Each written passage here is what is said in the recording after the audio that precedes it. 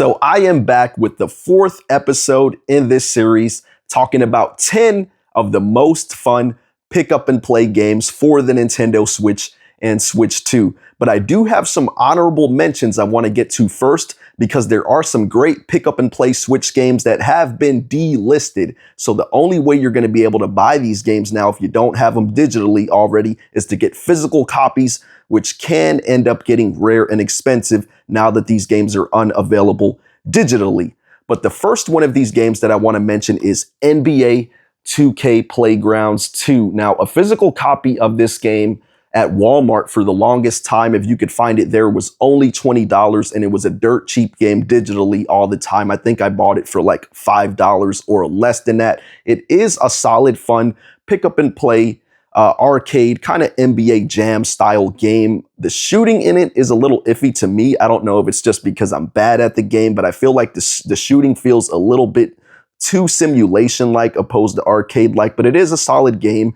You do have to play games and win points in those games to unlock all the good players, the NBA legends and all that. But I'd say this is the best basketball game that you can have on your Switch without having a actual 2K simulation game that's going to eat up all the memory on your console. But I was looking at prices on eBay. You can still find this game maybe around $20 to $30. Some resellers are already selling new copies for like $50. It's definitely not worth that. The max I would pay for a physical copy of this game is $20, because the game's all right, but it's definitely not all that. And then another game that's been delisted recently from the eShop is this game right here, Mario and Sonic at the Olympic Games Tokyo 2020. Now, I haven't really played this game a lot, but it does have some fun modes. I like how it has like a side mode where you can play in 2D with these characters.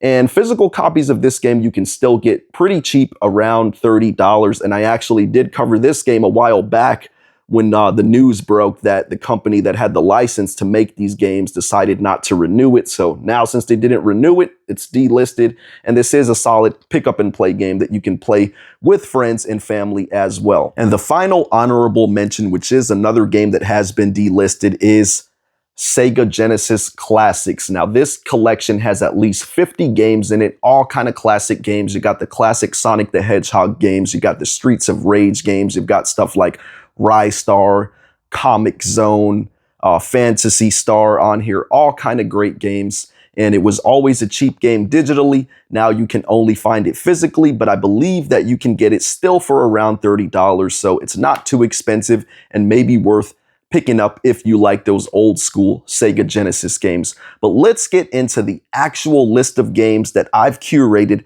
for this top 10 list that I've put together today. And the first one is a first-party Nintendo title that I feel is pretty underrated because it doesn't get talked about much at all. And that game is Mario versus Donkey Kong. This game is a really solid, really fun 2D puzzle platformer, and you can play this game with up to 2 players. The cutscenes look amazing in this game. The graphics look good, and the gameplay is just a lot of fun.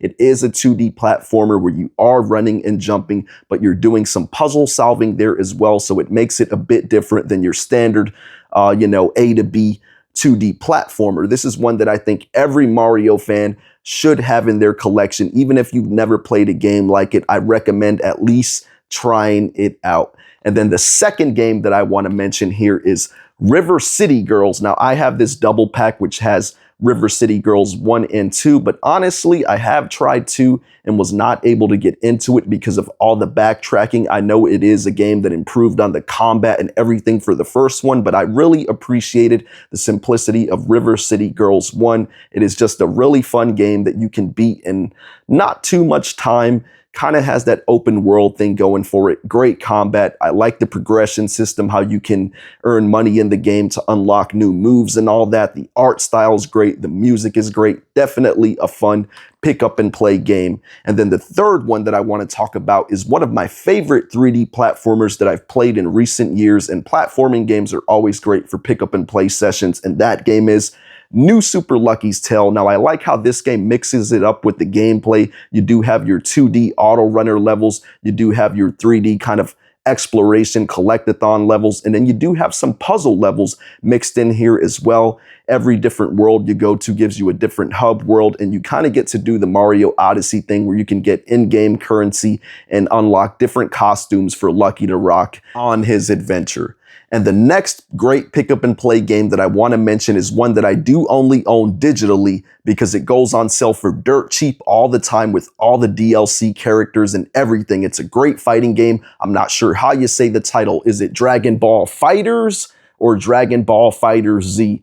I don't know, but either way, this is a great fighting game set in the Dragon Ball universe that is basically a celebration of the series. It has a ton of different fighters to choose from if you get the DLC characters, which do go on sale with the game digitally cheap all the time. So I highly recommend picking it up on one of those sales. And the next game that I want to mention here is another great collection of fighting games. And that game collection is the Capcom Fighting Collection 2. Now, this features the Power Stone games, which I know a lot of people were making a big deal about these games coming back, and they are pretty good. If I could compare them to anything, though, I would say maybe something similar to like Super Smash Brothers, but just a bit different. They do have that arcade fun feel to them. This collection just has a lot of great games. You've got the Capcom versus SNK games.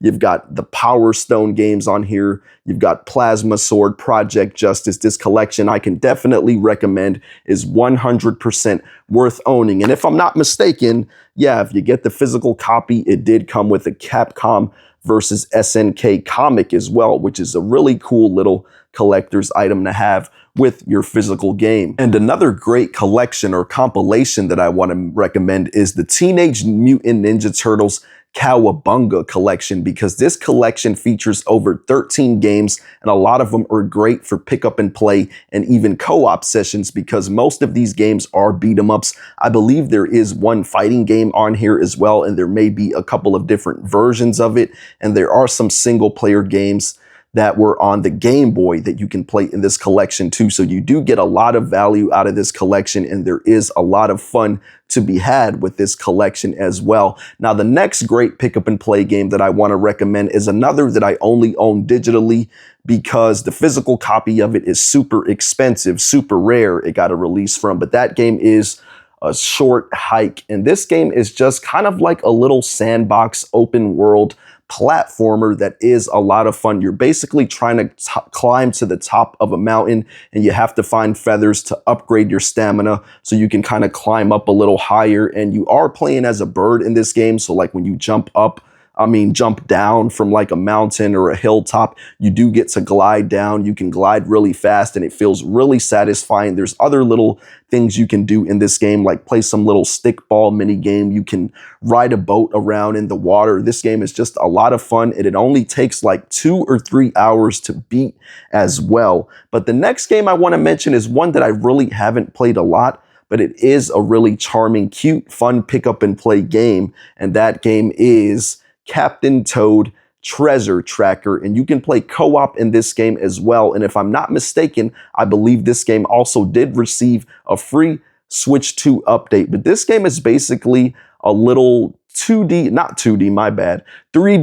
puzzle platformer where you're kind of like in this little kind of like voxel environment. You're like in this little box thing, and you're just trying to find the little collectibles to make it through the level. The game is a lot of fun, and it does get more challenging as you progress, but I do need to commit to a full playthrough of this game so I can knock it off the list and say I beat it, because the game is pretty cool. I just really never got fully into it and played it a lot.